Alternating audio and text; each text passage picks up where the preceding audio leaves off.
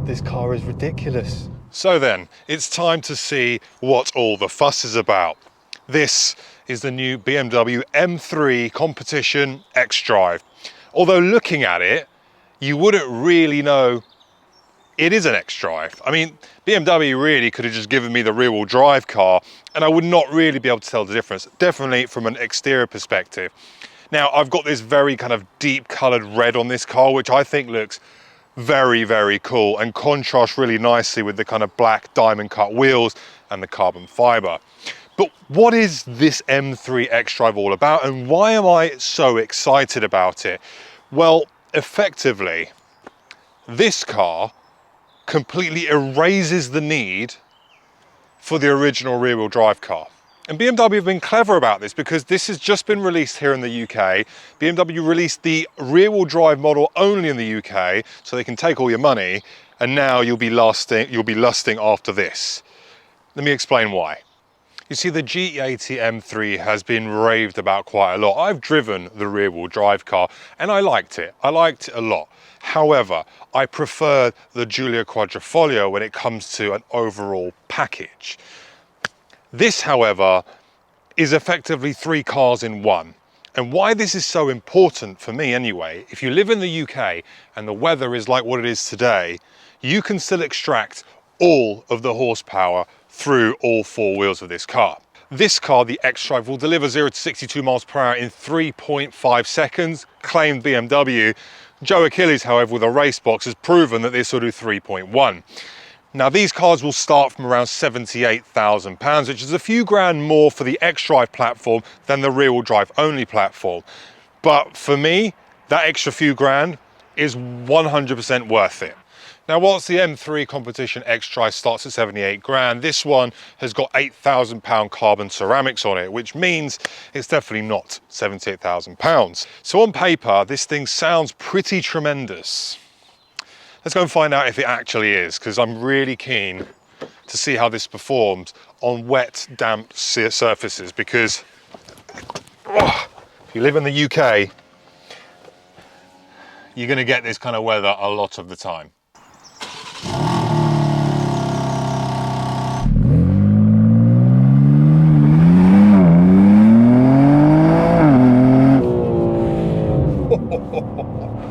Okay, well, that's got some punch to it, hasn't it? And some solid grip.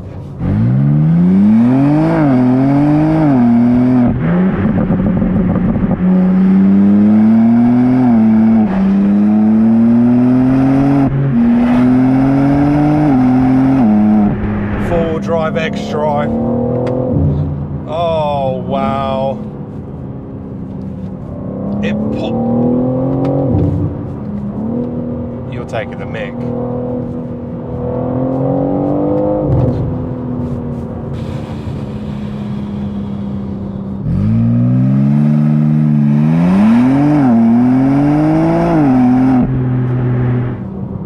And that right there is the reason why you shouldn't bother buying the rear-wheel drive car. Because if I want the rear-wheel drive car, all I have to do is go into the M menu and select two-wheel drive. I can go into four-wheel drive sport or I can go full four-wheel drive. You know, you make the decision, it's your choice. But you get 3 cars in one, and in the normal UK weather where you have greasy, slippery roads, you cannot, I mean, look, that's a joke.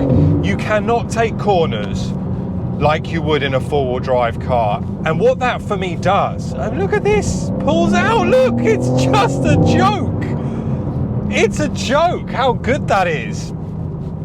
The thing is, well, look, I've driven the M3. I've driven it, I liked it. I think it's a great platform. You know, 500 horsepower, phenomenal bit of kit. But this, in the form of Xdrive, is just on another level. It really is. It's just an absolute joke. Right, let's see. Can I get a quick launch in? Let's try. See if it does it.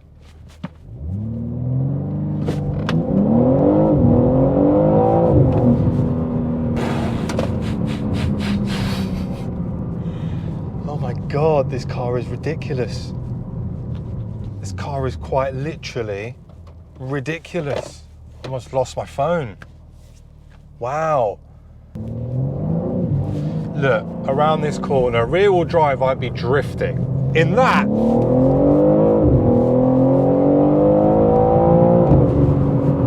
flipping Nora, guys.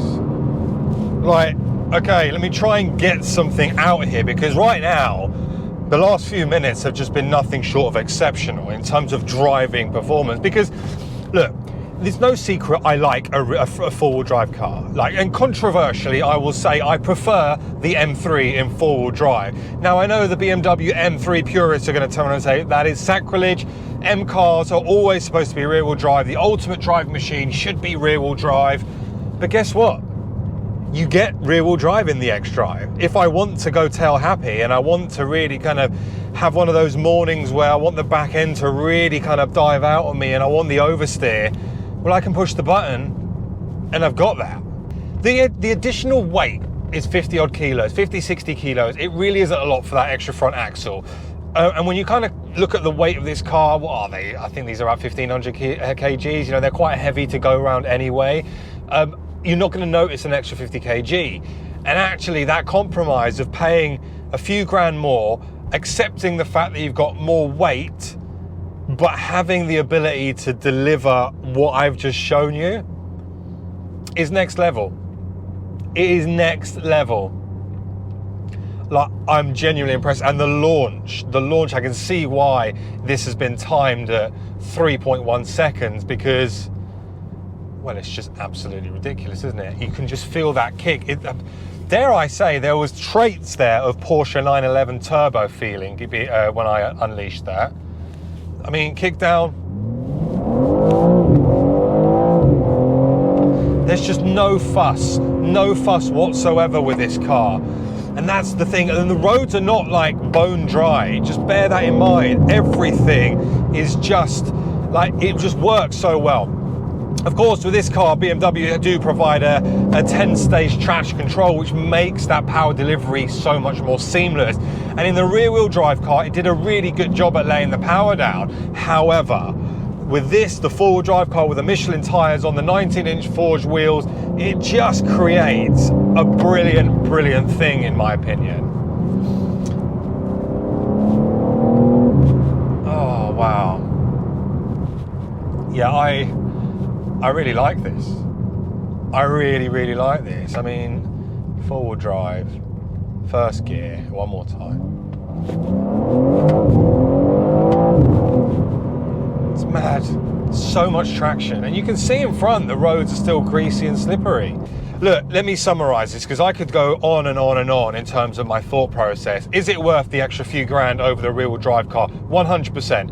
Invest the money and get the option of having 3 cars in one. In the UK, you will enjoy this so much more, because when the winter hits and it starts to get really kind of windy, really cold, icy, slippery conditions, the rear-wheel drive car, look, you've got to be Lewis Hamilton or someone extremely good to extract full performance from that car.